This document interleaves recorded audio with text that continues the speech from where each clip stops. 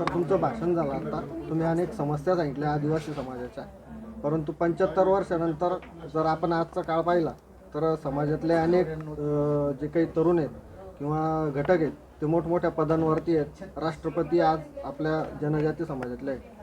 कसं पाहता तुम्ही समाजाच्या प्रगतीकडे? एकंदरीत विचार केला तर आदिवासी समाज हा प्रगल्भ होत चाललेला आहे. पूर्वीच्या काळातली परिस्थिती, शिक्षण असेल, आरोग्य असेल किंवा सामाजिक आर्थिक जो विषय असेल त्याच्यामध्ये आदिवासी समाज कुठेतरी मागे पडत होता. मात्र अलीकडे जी ती पिढी शिकून आपल्यासोबत ज्या आदिवासी पुढे नेण्याचं मोठ्या प्रमाणात याच्या आधी असं होत नव्हतं. जे आदिवासी समाजातली जी पिढी होती ती त्यांना सावरण्यामध्ये, त्यांचे कुटुंब सावरण्यामध्येच वेळ जात होता. मात्र आज असं नाही आहे.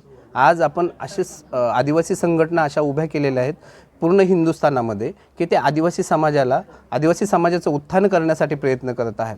म्हणजे डॉक्टर असतील, वकील असतील, ह्यांच्या वेगवेगळ्या संघटना आहेत आणि मग त्या फ्री ऑफ कॉस्ट जाऊन त्या ठिकाणी आदिवासी पाडे असतील, आदिवासी वस्ती असतील, आदिवासी गावं असतील, त्या ठिकाणी जाऊन निःशुल्क काम करण्याचं प्रयत्न करत आहेत. आणि आपल्याला त्याप्रमाणे आदिवासी विभाग असेल किंवा राष्ट्रपती आदरणीय मुर्मूजी असतील, हे सगळे आपल्याला साथ देतात.